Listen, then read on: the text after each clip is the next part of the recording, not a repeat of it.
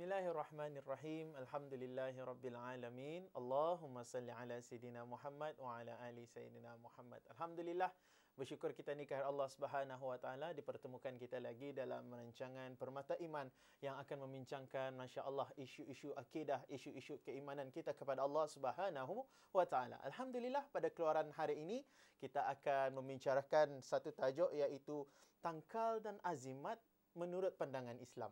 Tangkal dan azimat ini sesuatu yang saya rasa dalam kita kehidupan masyarakat Nusantara ini sangatlah maklum dan ialah sesuatu yang dekat saya rasa dengan kehidupan kita.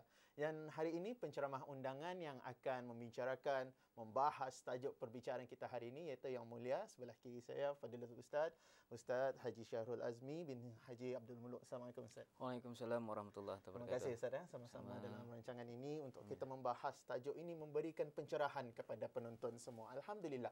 Jadi terus ya Ustaz, sebagai mukadimah awal kita ni cakap pasal tangkal, pasal azimat. Apa sebenarnya yang kita perlu faham? Apa sebenarnya masyarakat, penonton yang perlu faham pengertian azimat dan tangkal ini menurut pandangan Islam? Silakan Ustaz. Terima kasih Rifat. Bismillahirrahmanirrahim. Assalamualaikum warahmatullahi wabarakatuh.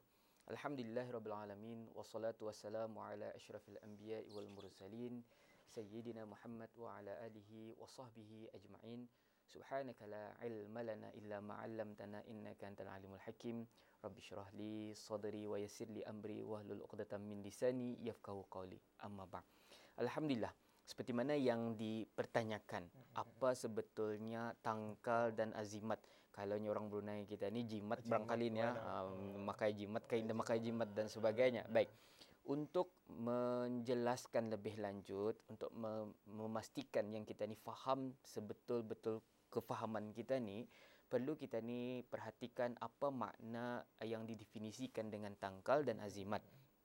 Baik, dalam buku Berubat dengan Perubatan Bumi dan Perubatan Langit yang telah ditulis oleh Yang Berhormat Pihin Datuk Maharaja Datuk Paduka Seri Setia Dr. Ustaz Haji Awang Abdul Aziz bin Junid, iaitu mufti kerajaan kita ni, negara Brunei Darussalam, dan buku tersebut adalah merupakan buku terbitan Jabatan Mufti Kerajaan.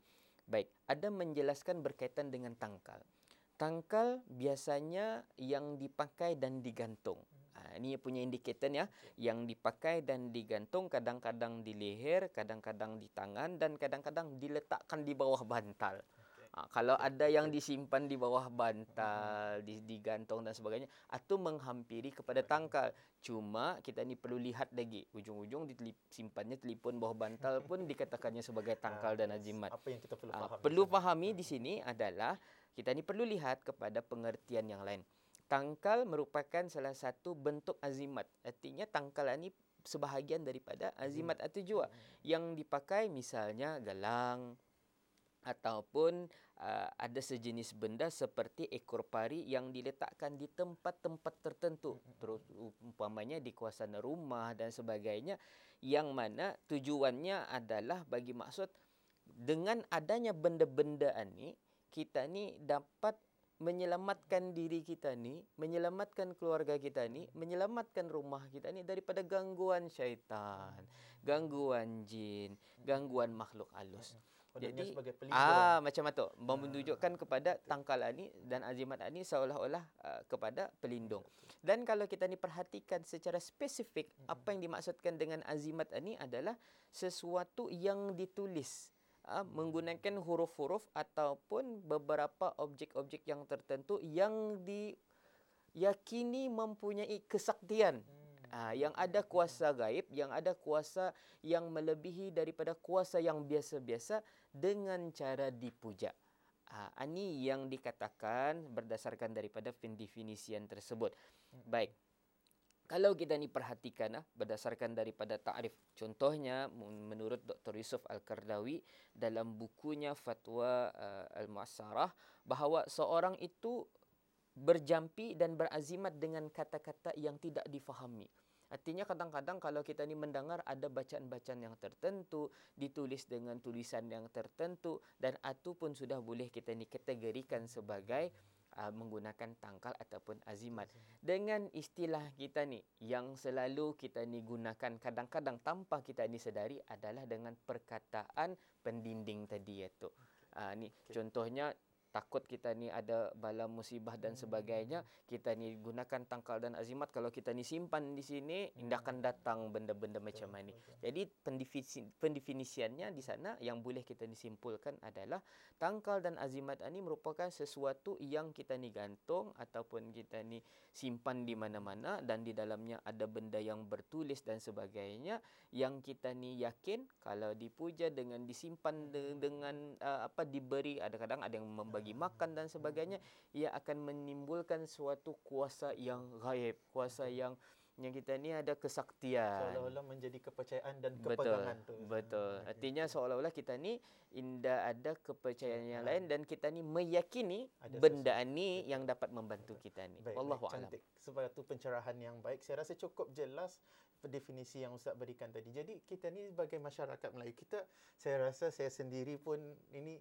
sangat faham, dan Ustaz sangat faham, dan perkara-perkara ini terus saja sentiasa kita dengar di telinga kita, Ustaz. Jadi sebelum kita pergi jauh perbicaraan kita mengenai tangkal dan azimat ini, Ustaz, mungkin sebenarnya bila ataupun ada sejarah tangkal dan azimat ini, ataupun ianya sesuatu yang baru dicipta, ataupun dulu-dulu pada zaman Nabi sebagai contoh sudah ada sebenarnya tangkal dan azimat ini. Mungkin Ustaz boleh. Terima kasih Rifat.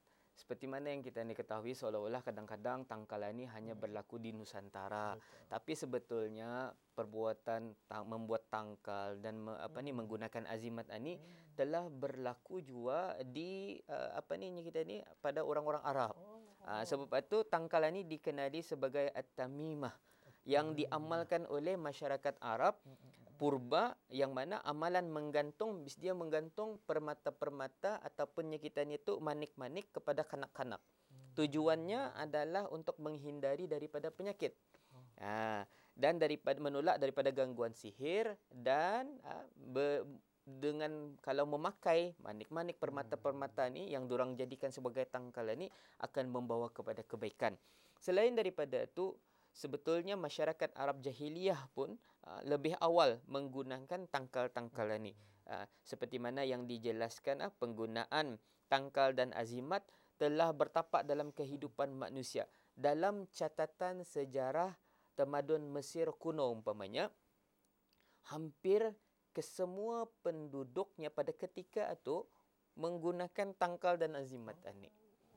Lepas itu dalam catatan sejarah lagi yang menarik adalah menurut William Shaw dalam bukunya Aspect of Malaysian Magic, tangkal ini dan azimat ini ataupun yang kita ni kenali dengan ilmu kabal juga telah digunakan pada ketika peperangan di antara orang-orang Melayu waktu itu dengan tentera-tentera Portugis.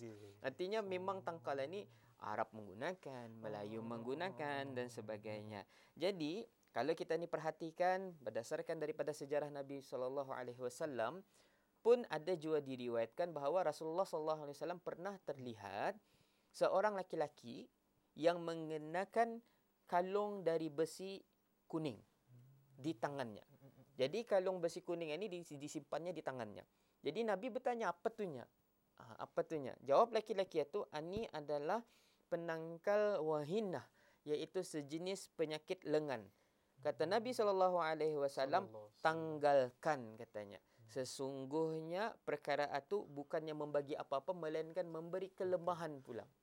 Kalau sekiranya, kata Nabi, sesungguhnya sekiranya kalau kamu mati dan masih memakainya, nescaya kamu tidak akan selamat selama-lamanya. Na'udzubillah min zalik.